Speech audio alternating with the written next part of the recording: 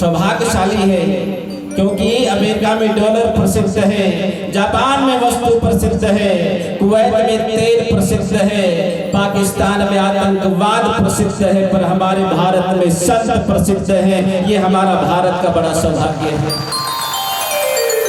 एक बार एक संत विदेश गए तो किसी ने पूछा, बोला महाराज एक बात बताओ, आपके भारत में सब भगवान क्यों आए, अन्य देशों में भगवान क्यों नहीं आए?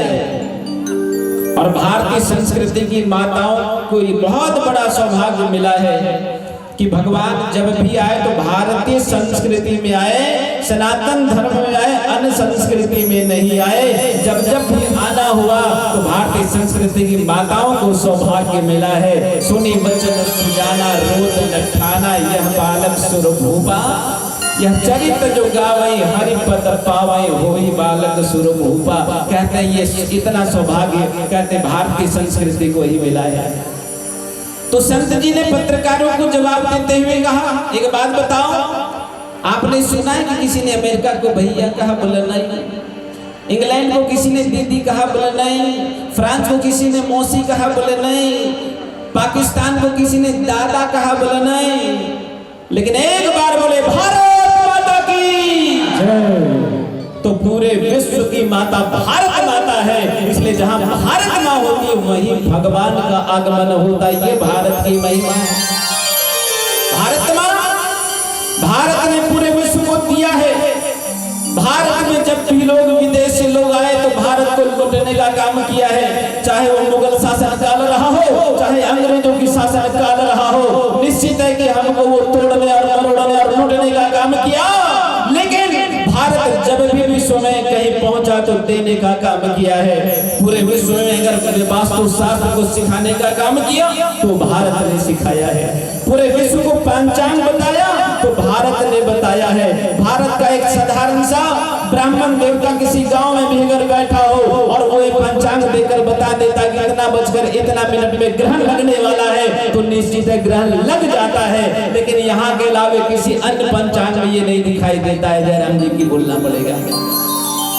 पूरे अगर विश्व को अगर गणित सिखाया तो भारत ने सिखाया, पूरे विश्व को वास्तु शास्त्र सिखाया तो भारत ने सिखाया, पूरे विश्व को कपड़ा पहनना सिखाया तो भारत ने सिखाया, और 56 प्रकार का भोग लगता हो ये भारत ने सिखाया है। तो पूरे भारत को विश्व ने दिया है। इसलिए कभी सनातन धर्म वाले लोग कभी तलवार के बल पर या बंदूक के बल पर कभी नहीं कहा कि आप सनातन धर्म को अपना लो, नहीं कहा।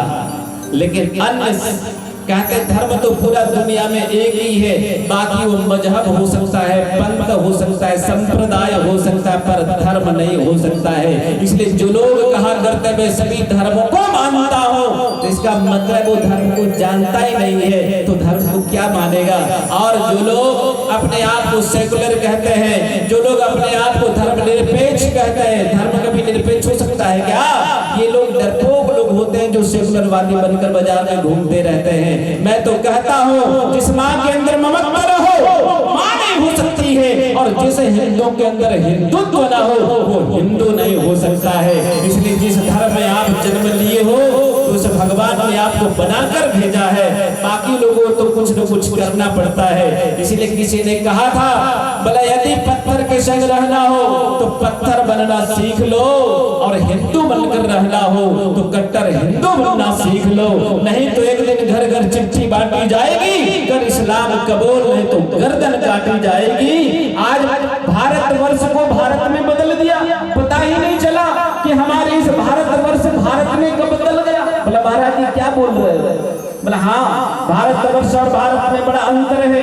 कभी पाकिस्तान इसी के अंदर था, कभी बर्मा, कभी श्रीलंका इसी के अंदर था, लेकिन इस भारत को एक बार नहीं कई बार बांटा गया, और फिर भी हमको मानवता का पाठ पढ़ाया जाता है। एक बात बताओ, अगर आपके घर में 4 बेटे हैं और चारों को 4 स्कूल में एडमिशन हो, एक को अंग्रेजी सिखाया जाए, एक को हिंदी सिखाया जाए, एक को उर्दू सिखाया जाए, एक को फारसी सिखाया जाए, और चारों बेटा को बोले बेटा चारों थोड़ा मिलकर रहना, कभी होगा क्या? नहीं होगा। इसीलिए निश्चित है कि हम सभी को समान शिक्षा कानून लागू होना चाहिए। जरा ताली बजाकर संकेत कर दो।